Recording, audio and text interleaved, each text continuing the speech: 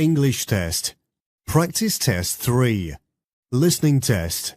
This test has 3 parts. In each part, you'll hear a number of different extracts. At the start of each extract, you'll hear this sound. You'll have time to read the questions before you hear each extract. And you'll hear each extract once only. Complete your answers as you listen. At the end of the test, you'll have 2 minutes to check your answers. In this part of the test, you'll hear 2 different extracts. In each extract, a health professional is talking to a patient. For questions 1 to 24, complete the notes with the information you hear. Now, look at the notes for Extract 1. Extract 1. Questions 1 to 12. You hear a nurse talking to a patient called Peter Parker. For questions 1 to 12, complete the notes with a word or a short phrase. You now have 30 seconds to look at the notes.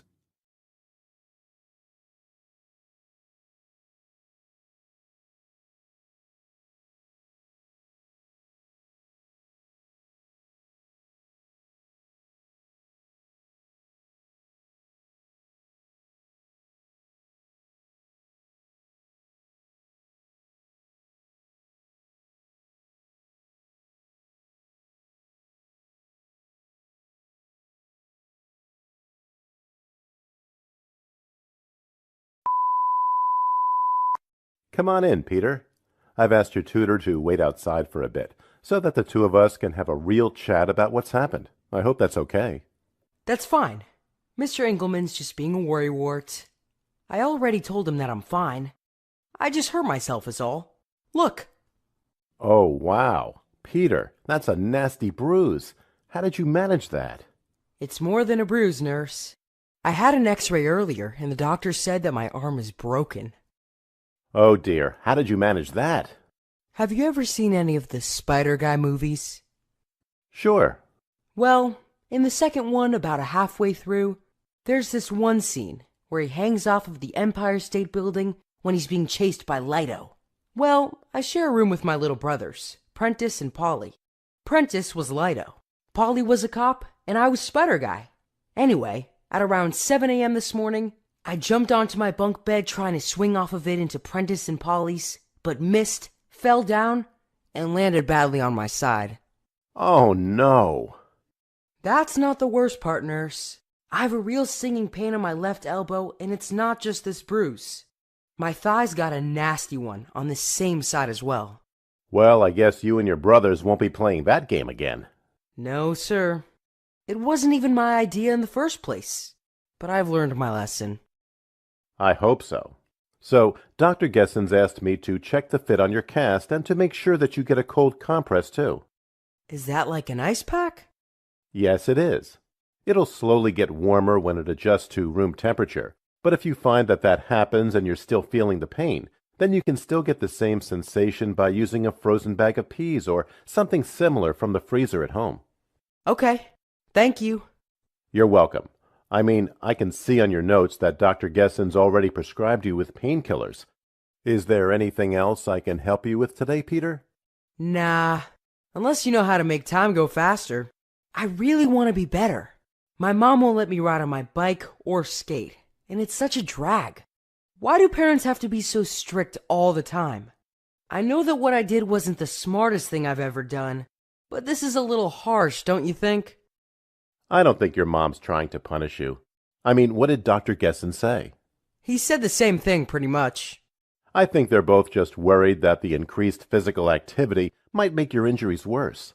It's good advice, Peter. I would lay off the extracurriculars and concentrate on getting better. When you're feeling better, do me a favor and call in and ask Dr. Gessen for his say-so and further advice. I will. Nurse, can I get a sling?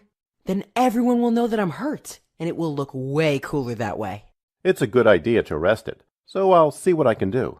Thanks. You're welcome. I'll ask for you to get an appointment to come back to see Dr. Gessen in 4 weeks' time for another x-ray, to make sure that everything's healing nicely. It'd also give you a chance to get a new compress if you still need one.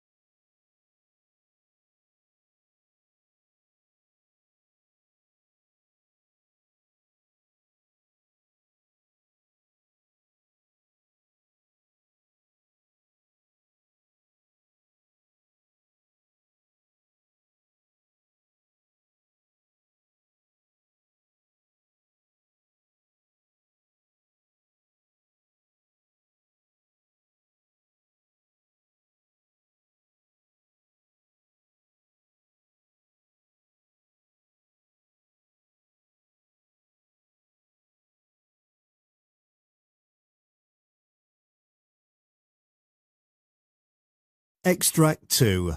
Questions 13 to 24. You hear a speech therapist talking to a patient, Rana Anderson.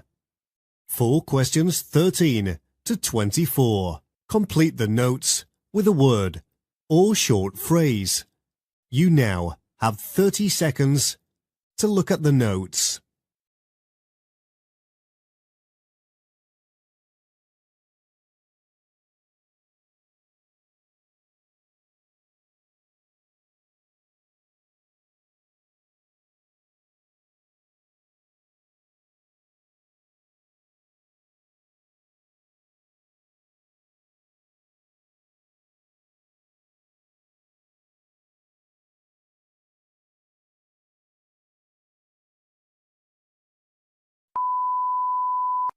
I must say I'm a little nervous.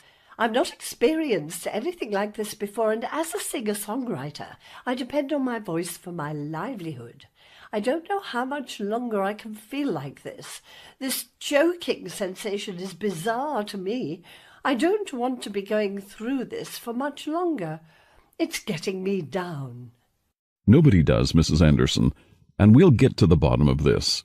You know, your voice problems, both speech and singing, are connected to everything. How you're feeling, what you're eating, everything. Tell me more about how you're feeling. Weren't you listening to me? I feel dreadful.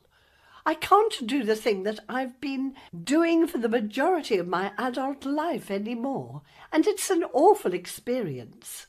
To make matters worse, the sound of my voice has completely changed. My fans wouldn't recognize it if they heard me on the radio today. Do you have any idea what that feels like? I'm so sorry that I don't, Mrs. Anderson, but I'd like to help if you'd let me. You said you noticed some changes. I understand that. Does this happen at a particular time of the day? Mostly around mealtime. I notice both abnormalities immediately after I swallow something. I've no idea whether there's a connection, though. I suppose what I don't understand is how this could have happened out of the blue like this. Has something like this ever happened before? Not really. In fact, there's nothing remarkable, if you will, about my medical history. Since the stroke in 2006, I've had no need to come here. But it says you visited the clinic earlier this year.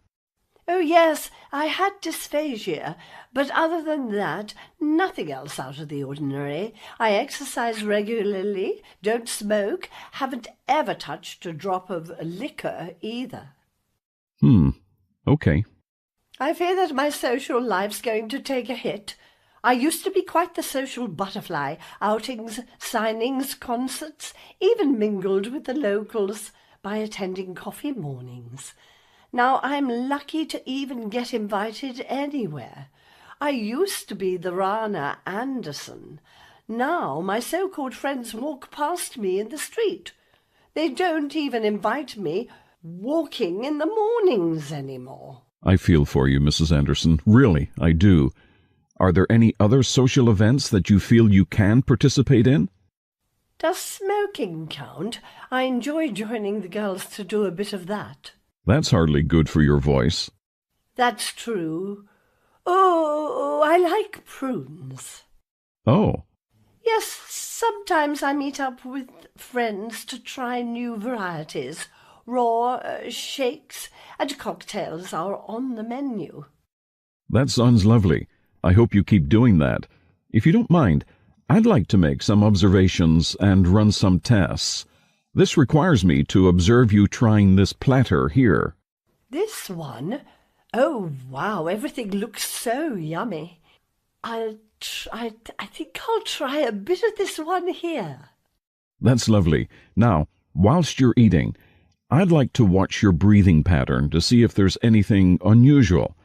I'll do this for 10 to 15 minutes, and if necessary, I think what I'll do is prescribe you with some thickener. What's that? It's a way for us to increase the consistency of what you decide to eat. That is the end of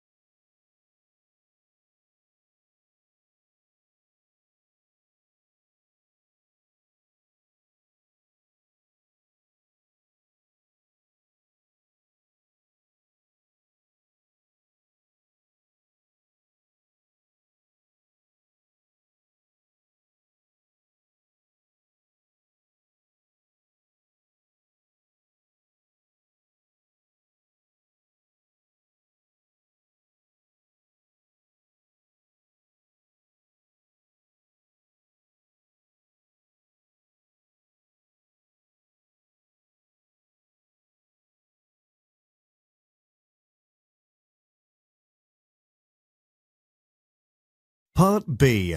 In this part of the test, there are 6 short extracts relating to the work of health professionals. For questions 25 to 30, choose answer A, B, or C, which you think best fits according to what you hear. Question 25. You hear a junior nurse talking to a senior nurse about a patient's potential death. Now read the question.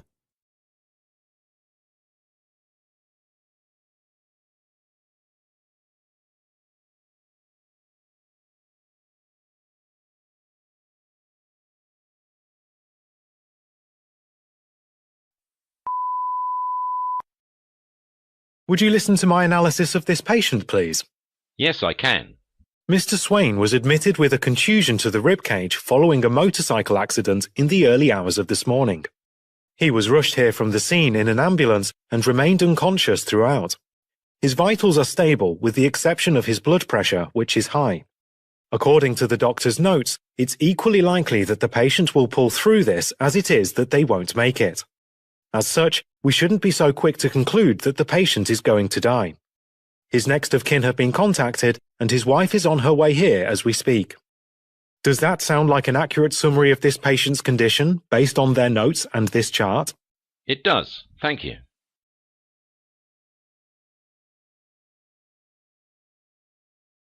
Question 26.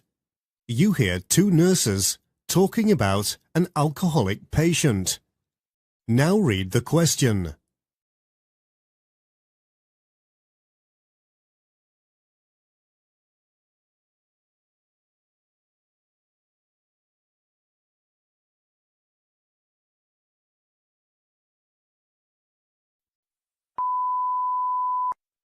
You won't believe what I'm dealing with here. Uh-oh, you look stressed. It's Rosemary Granbury. She's back again after going on yet another bender last night. Ugh, dealing with alcoholics can be really draining sometimes. Has she been here before? Only a dozen times. The last episode was in May when she had a liver transplant. She was on constant watch because of her dehydration, which is when we actually noticed that she needed a donor urgently. You'd think that would have been enough of a wake-up call, but no, here she is again after picking fights at bars all night. Wow. Still, I don't think it's our place to judge. We'll have to care for her, just like we do with our other patients, and hope she can make better choices moving forward.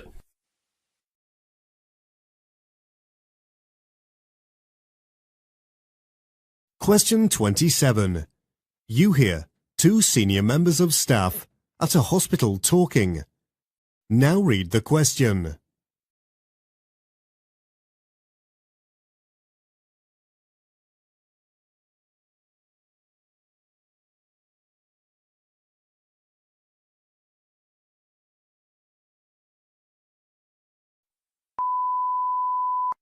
Would you check something for me?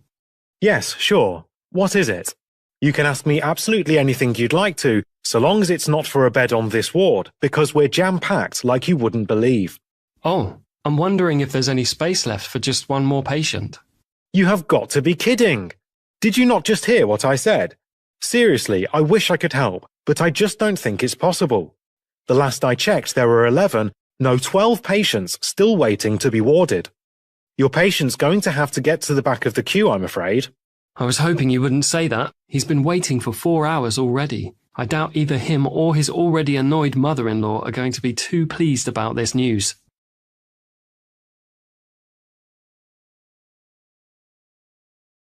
Question 28. You hear an obstetrician speaking to a pregnant patient. Now read the question.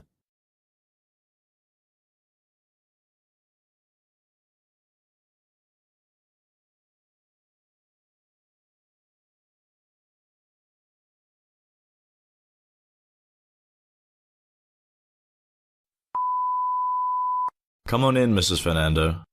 Please take a seat. Thank you, Dr. Fellows. I have your file from Dr. Reynolds, but would you be so kind as to tell me, in your own words, the reason for your visit today?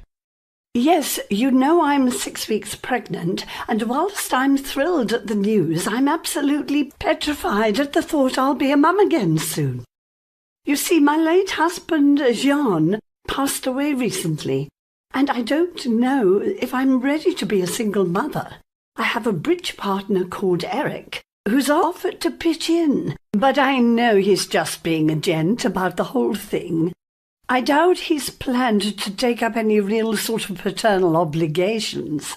I think everyone would be better off if I just accept things the way they are and start looking at adoption options.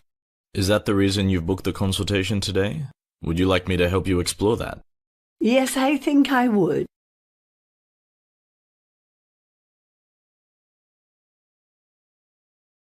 Question 29. You hear a conversation between a patient and his GP. Now read the question.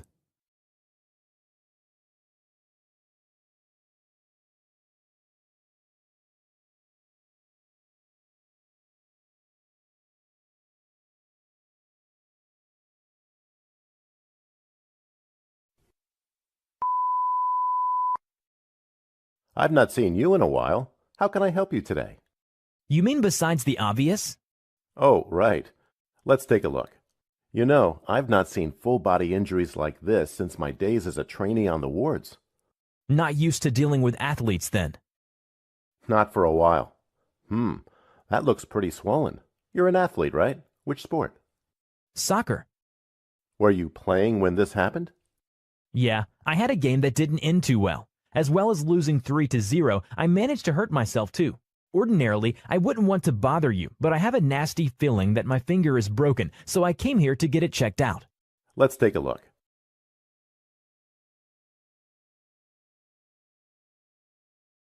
Question 30. You hear a conversation between two nurses. Now read the question.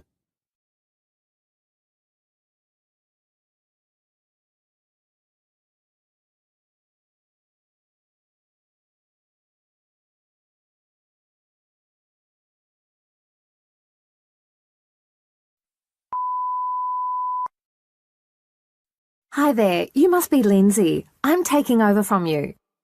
All right, great to meet you. If you don't mind, I need to rush. Please don't forget that Bed 9 has quite a few care needs and is on a schedule. He'll need to be checked before 9 a.m, 12 p.m, and 3 p.m, okay?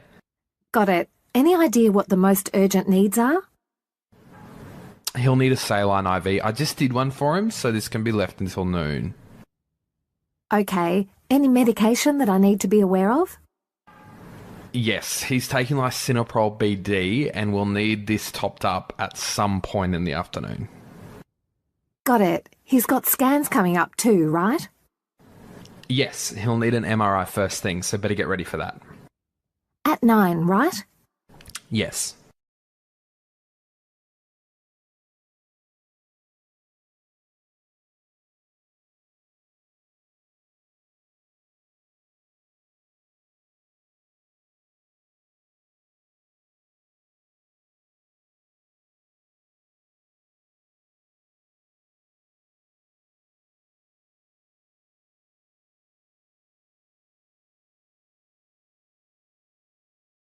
Part C. In this part of the test, you'll hear 2 different extracts. In each extract, you'll hear a healthcare practitioner talking about aspects of their work. For questions 31 to 42. Choose answer A, B, or C, which you think best fits according to what you hear. Extract 1. Questions 31 to 36. You hear an interview with obstetrician Jessica Day discussing fertility. You now have 90 seconds to read questions 31 to 36.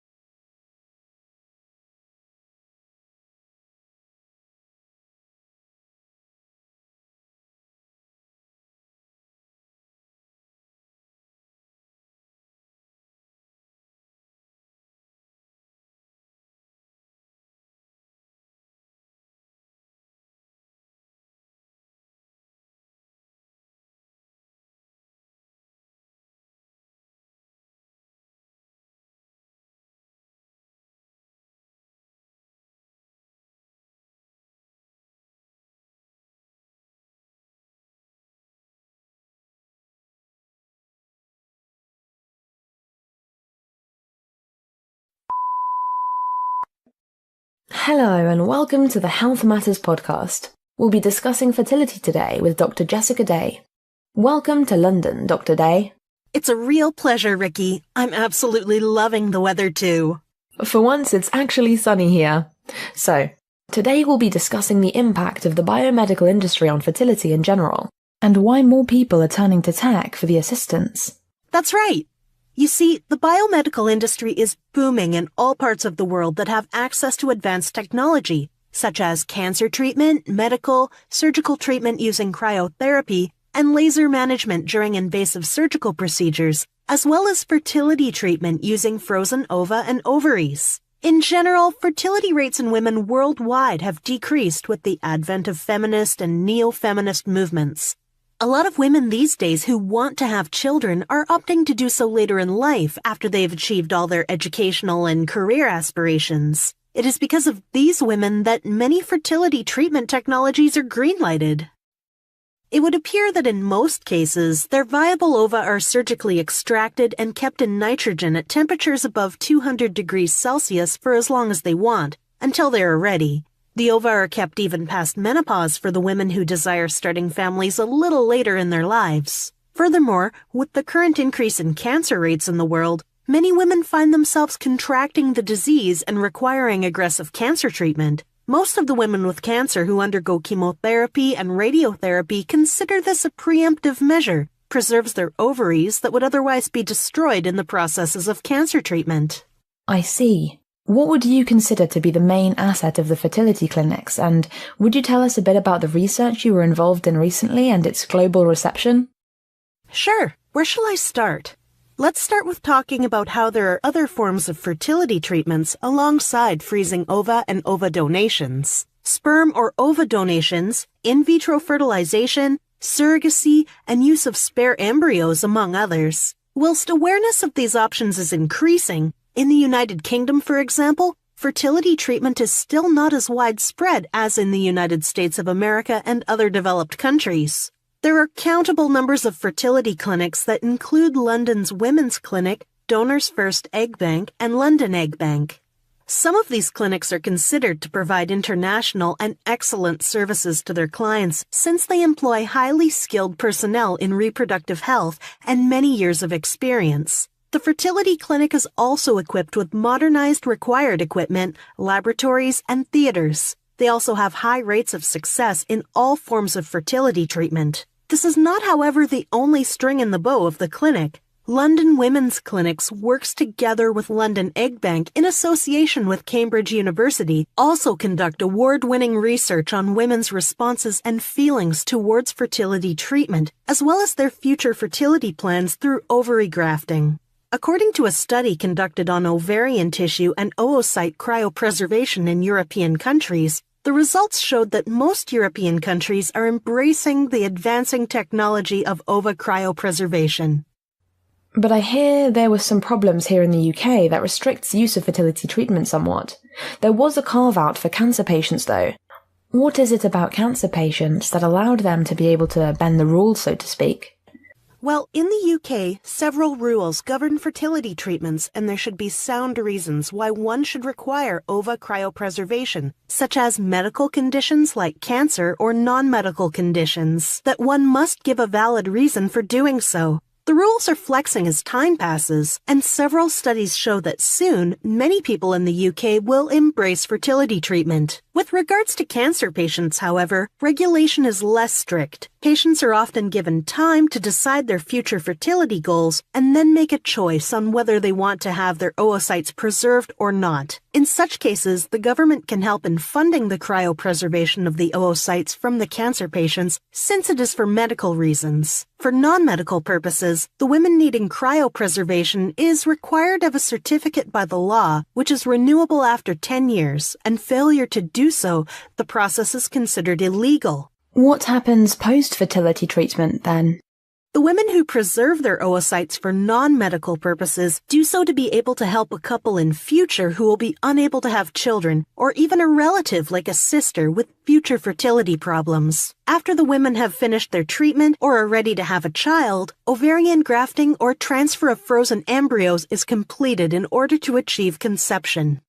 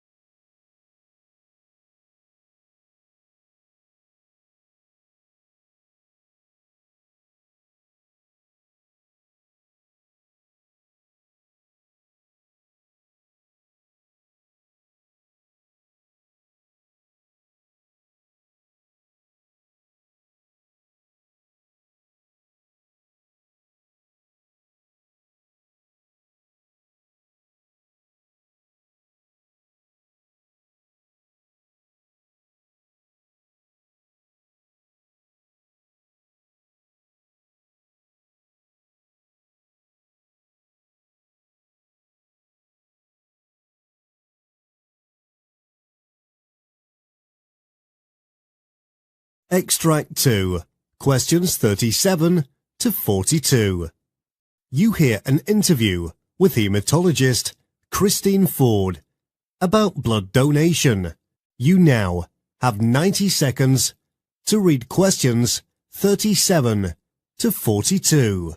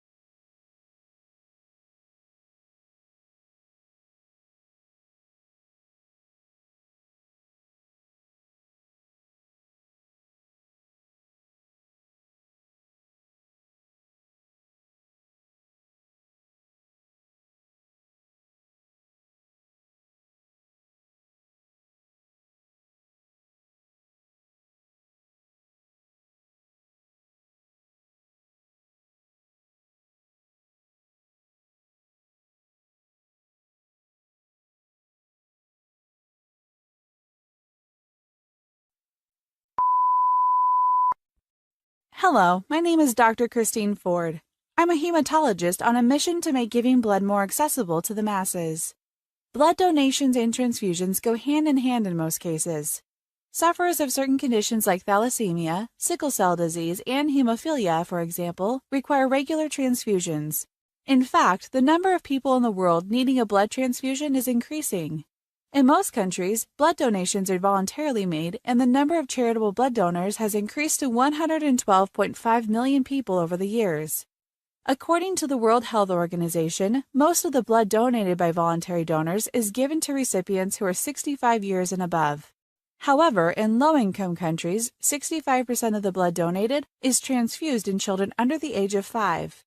The donation rates still vary in both the low-income and high-income countries, in that high-income countries account for 32.1 donations, upper-middle-income countries account for 14.9, while lower-middle-income countries account for 7.8. It's likely that this is the reason why, even though theoretically donating blood should be purely voluntary, some states do offer financial incentives to encourage people to donate. Blood is often extracted from an individual who volunteers after screening for certain diseases like HIV/AIDS, Ebola, and hepatitis virus, among others, has been completed. It can either be transfused as a whole, or some parts of it like the plasma, platelets, or white blood cells only. According to the National Health Survey, whilst the majority of people are allowed to donate blood in the U.S., the practice is regulated. One such regulator is the Advisory Committee of Safety of Blood, Tissues, and Organs, who released new rules regarding the treatment of donors in 2017. According to a national health survey in the United Kingdom, the number of daily blood donors needed to provide enough blood for the number of transfusions that occur daily is 6,000 donors per day. Annually, the number of new donors needed by blood donation centers is approximately 200,000 people. To date, the majority of blood donations are made by people over the age of 45, spurring multiple campaigns aimed at encouraging young people to participate. Blood donation does not depend on ethnic characteristics, although significant efforts are made to encourage ethnic minorities to increase their engagement with blood centers due to the significantly lower number of registered donors from diverse populations. So first, let's consider the characteristics of the ideal donor. The person must be fit, healthy, and free of viruses like HIV/AIDS or any type of cancer.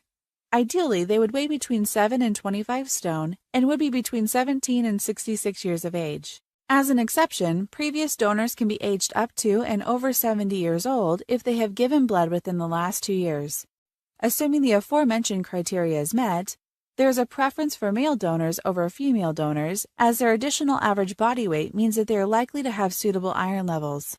Furthermore, their platelet count is usually higher, and as such, they are on average able to give blood more frequently, every 12 weeks opposed to every 16 weeks for women. After a suitable donor is found, in order for a blood transfusion to take place, the blood must be screened, and it must be ensured that it is safe to use. The grouping and cross-matching of the donors and recipient's blood are also important prior steps. During the transfusion process, the recipient must be keenly monitored for any reactions to the blood being transfused.